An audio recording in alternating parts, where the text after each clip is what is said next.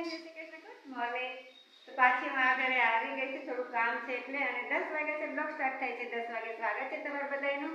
ભાવનગરે ચા નાસ્તો મારો થઈ ગયો છે અને ઠંડી આજે બહુ છે.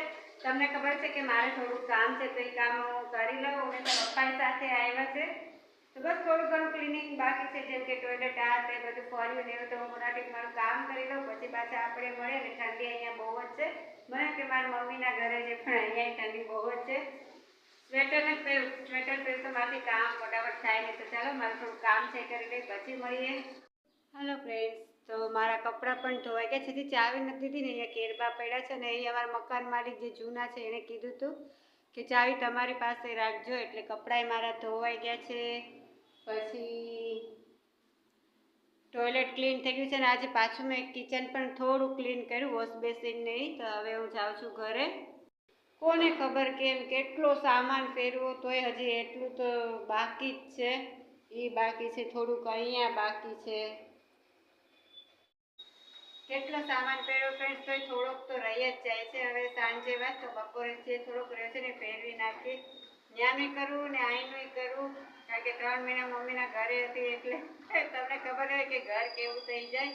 બસ અને મારા વેહે કેવા થઈ ગયા છે. નથી માથું ઓળાતું, નથી કાંઈ ધોવું છે માથું એ નથી ધોવાતું, કાંઈ થતું નથી. બસ એક વખત આ બધું થઈ જાય ને સેટઅપ પછી નિરાશ.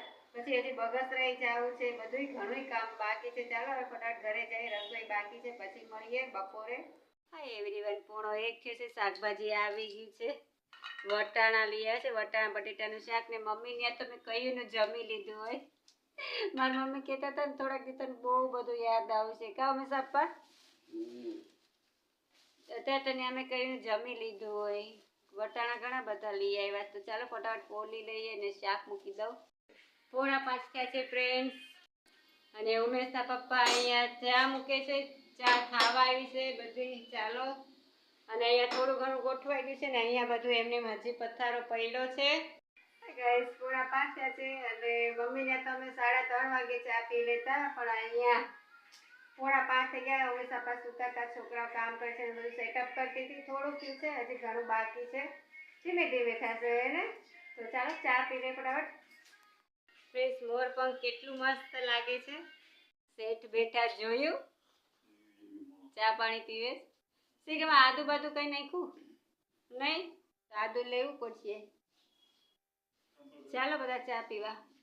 હાલો એવરીવન, 8:30 વાગ્યા છે. મને ભૂખ લાગી છે. મમ્મીની જેમ તો નથી કે 7 વાગે આમ જમી લેવાનું. અહીંયા તો ભૂખ લાગી છે તો વેફર અમે સાપા લઈ આવ્યા છે ને સિંગ ભજીયા છે. તો તમારે આમાંથી શું ખાવું છે? જે ભાવે એ આવો નાસ્તો કરવા. બહુ જ સરસ આ વાત છે કે અહીંયા મિનર બહુ જ મસ્ત છે, કાચ. તો મારે તૈયાર થવું હોય તો ટોપ છે એને, કેવું સરસ કાચ છે. હેલો એવરીવન, 9:15 વાગ્યા છે. રસોઈ મારી થઈ ગઈ છે. રસોઈમાં છે ગાંઠિયાનું શાક ને ભાખરી. ચાલો બધા જમવા. નવા ઘરે આવતા જ આવું થઈ ગયું. મને તાવ આવ્યો કારણ કે ત્યાં બધું સારું કર્યું, અહીંયા બધું ગોઠવું એટલે તબિયત આજે નથી સારી. દવા પડી છે એટલે પી જઈશ. તો બસ આજનો મારો બ્લોગ અહીંયા પૂરો કરું છું. કાલે પાછા મળશું. ત્યાં સુધી જય સ્વામિનારાયણ, ગુડ નાઇટ. તો ફ્રેન્ડ્સ 10 થવા આવ્યા છે ને જમવાનું તૈયાર તો ક્યારનું થયું છે, પણ છોકરાઓ કામ કરતા હતા એટલે થોડીક વાર હતી. તો બસ હવે જમવા બેસે. ચાલો બધા તમે પણ જમવા, તમને બતાવું શું બને. આમ તો ગાંઠિયાનું શાક જ છે, પણ ચાલો હમણાં તો થાકી જાય છે એટલે બહુ કઈ રસોઈમાં તાક ઝાક નથી કરતા. ભાખરી છે, ગાંઠિયાનું શાક છે, વેફર છે, ડબ્બામાં ભૂંગળા છે, છાશ ને ચા બેવ છે. ચાલો જમવા. અમે સપ્પા દહીં ખાય છે.